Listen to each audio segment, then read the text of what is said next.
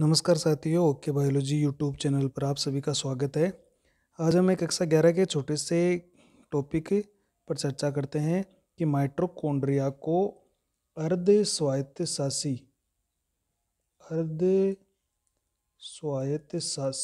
कोशिकांग क्यों कहते हैं, जिसको हम कहते हैं अंग्रेजी में सेमी ऑटोनोमस ऑर्गेनेल।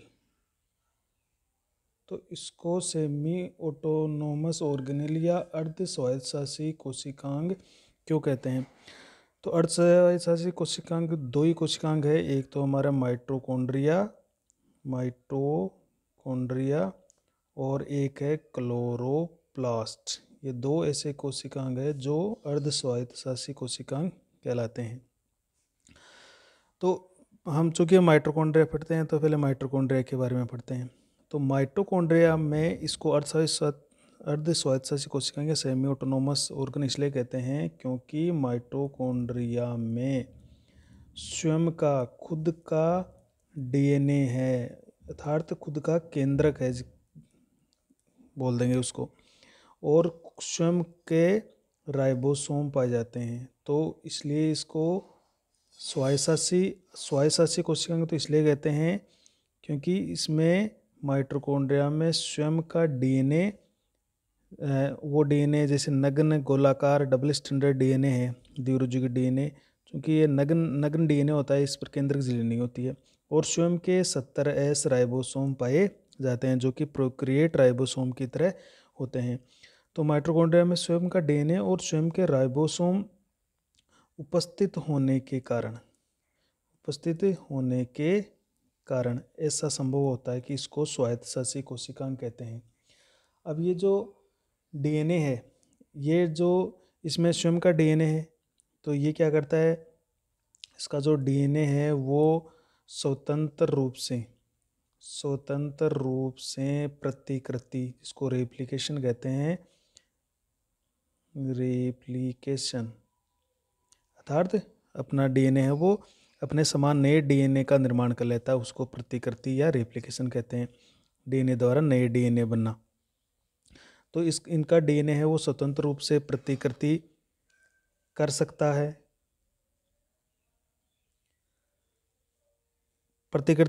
है और एमआरएनए का निर्माण भी ये कर सकता है। तो इसका डीएनए स्वतंत्र रूप से प्रतिकृति कर रहा है, अपने समान नए डीएनए बना रहा है। माइटोकॉन्ड्रिया के डीएनए को एमडीएनए या एमटीडीएनए, स्मॉल में कर देते हैं, एमटीडीएनए भी कहते हैं। एमडीएनए का मतलब होगा माइटोकॉन्ड्रियल डीएनए या माइटोकॉन्ड्रियल डीएनए, एमटी या एमडीएनए इसको कहा जाता है। तो स्वयं का माइटोकॉन्ड्रिया का डीएनए स्वयं स्वतंत्र रूप से प्रतिकृति कर रहा है, अपने समान नए डीएनए बना रहा है। इसी तरह से जो इसका जो राइबोसोम है, ये राइबोसोम भी क्या करते हैं, स्वतंत्र रूप से प्रोटीन संश्लेषण कर सकते हैं। इस कारण से इसको हम स्वायत्तशासी कोशिकांग कहते हैं। अब बात ये आती है तो ये स्वतंत्र रूप से प्रतिकृति कर सकता है इनका डीएनए, राइबोसोम और स्वतंत्र रूप से प्रोटीन संश्लेषण कर सकते हैं।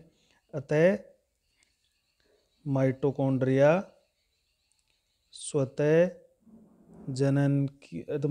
माइटोकॉन्ड्रिया में स्वतः जनन की क्षमता पाई जाती है। लेकिन एक इम्पोर्टेंट बात यह है कि ये जो इनमें स्वतंत्र जनन की क्षमता होती है, स्वतः जनन की क्षमता होती है, यह क्षमता केवल कोशिका द्रव्य अर्थात साइटोप्लाज्म में रहकर ही,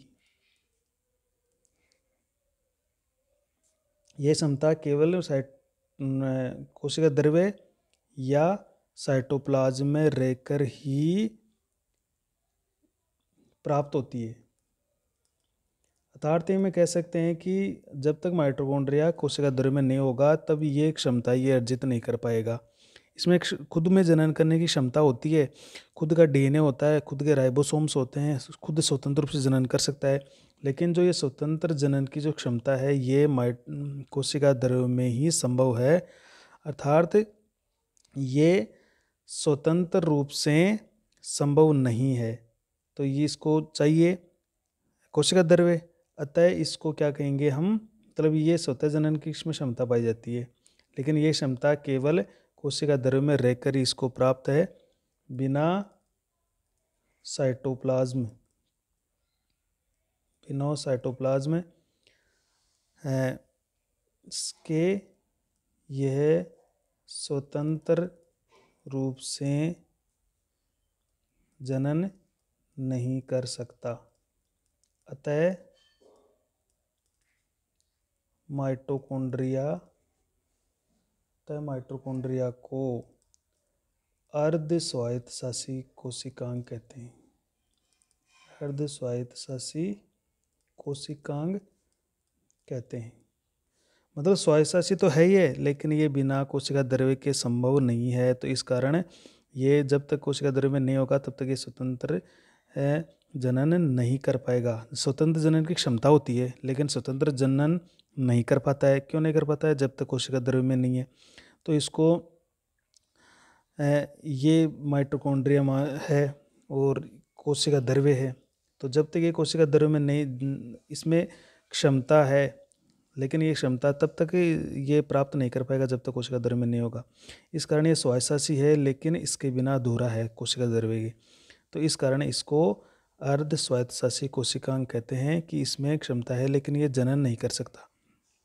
तो इस कारण हम इसको सेमी ऑटोनोमस ऑर्गन कहते हैं। कुछ स्पेशल बात देख लेते हैं इसमें। अल्टमान साइंटिस्ट हुए थे, अल्टमान ने माइटोकॉन्ड्रिया को अर्ध स्वायत्त शासी कोशिकांग कहा या बताया। याद रखिएगा, ये जो बात बताई थी अर्ध स्वायत्त कोशिकांग, ये अल्टमान ने बताया था। स्पेशल पॉइंट देख लेते हैं। माइटोकॉन्ड्रिया के जो डीएनए था वो डीएनए सर्वप्रथम किसने देखा? तो माइटोकॉन्ड्रिया के डीएनए की खोज एक तो साइंटिस्ट हुए थे नेस, जिसको अपन नास पे लिखते हैं, वह मार्गिट इसको कहते हैं, नास व मार्गिट। तो डीएनए की खोज, माइटोकॉन्ड्रिया के डीएनए की खोज नेस और मार्गिट ने की थी। और माइटोकॉन्ड्रिया के डीएनए को हम क्या कहते हैं? इसके डीएनए को एमडीएनए या एमटीडीएनए कहते हैं। इसका जो ये डीएनए होता है, इसका जो डीएनए है, ये डीएनए है वो गोलाकार होता है, नग्न होता है और डबल स्ट्रैंडेड होता है। तो द्विरुजुकी होता है। हम इसके डीएनए की बात करें, एक विशेषता और होती है इसके डीएनए में, ग्वानोसिन और जो साइटोसिन होते हैं उनकी मात्रा ज़्यादा देखने को मिलती है, ज़्यादा पाई जाती है एक प्रोकैरियोटिक कोशिका की तरह। तो इसमें ग्वानोसिन साइटोसिन की मात्रा एडेनोसिन और थाइमिन से ज़्यादा होती है। तो ये इसकी कुछ विशेषताएं थी। एक ही स्पेशल और देख लेते हैं अपन कि मानव माइटोकॉन्ड्रिया के डीएनए में जब देखा गया कि इसमें कितने क्षारक युग्म होते हैं, तो उसके डीएनए में 16,569 बेस पेयर्स जिसको हम कहते हैं क्षारक युग्म पाए जाते हैं। जैसे A double bond T, C triple bond G, तो ये एक बेस पेयर हो गया। तो इस तरह से 16,569 base pairs human mitochondrial DNA के अंदर पाए जाते हैं, ऐसा अनुसंधान से हमें प्राप्त हुआ है। तो ये आज का एक छोटा सा टॉपिक था कि माइटोकॉन्ड्रिया के जो अर्धस्वायत्त कोशिकाएं क्यों कहते हैं। एक आपको एक स्पेशल चीज़ और बता देते हैं कि हम कह रहे थे कि माइटोकॉन्ड्रिया जीवाणु से बहुत अधिक समानता रखता है। तो अगर एक एंटीबायोटिक आती है क्लोरोमफेनिकोल, ये जो एंटीबायोटिक है क्लोरेमफेनिकोल, इस अगर ये एंटीबायोटिक डाली जाए तो जीवाणु व माइटोकॉन्ड्रिया दोनों में प्रोटीन संश्लेषण रुक जाता है, प्रोटीन संश्लेषण रुक जाता है। तो ये भी एक जीवाणु और माइटोकॉन्ड्रिया की समानता होगी कि क्लोरोमफेनिकोल अगर डालें तो जीवाणु और माइटोकॉन्ड्रिया दोनों में प्रोटीन संश्लेषण रुक जाएगा। तो इसका डीएनए बिल्कुल एक प्रोकैरियोटिक कोशिका की डीएनए की तरह होता है। वर्ताकार डीएनए होता है, गोलाकार डीएनए होता है, नग्न होता है, डबल स्टैंडर्ड होता है। गुआनोसिन साइटोसिन की मात्रा एडेनोसिन और थायमिन ज़्यादा होती है। ह्यूमन माइटोकॉन्ड्रिया के डीएनए की बात करें तो 16,569 बेस पेयर सार्किक युग्म इसमें पाए जाते हैं। माइटोकॉन्ड्रिया डीएनए की खोज नास व मार्गेट ने की थी और अल्टमान ने इसको स्वायत्त कोशिकाएं कहा था। स्वायत्त कोशिकाएं इसलिए कहते हैं क्योंकि इसमें खुद का डीएनए होता है, खुद के राइबोसोम होते हैं, खुद का डीएनए स्वतंत्र रूप से प्रतिकृति कर सकता है। प्रतिकृति का मतलब होता है नए डीएनए बनाना, नए डीएनए बनाना। तो खुद नए डीएनए बना सकता है, खुद प्रोटीन संश्लेषण कर सकता है, एमआरएनए का निर्माण कर सकता है।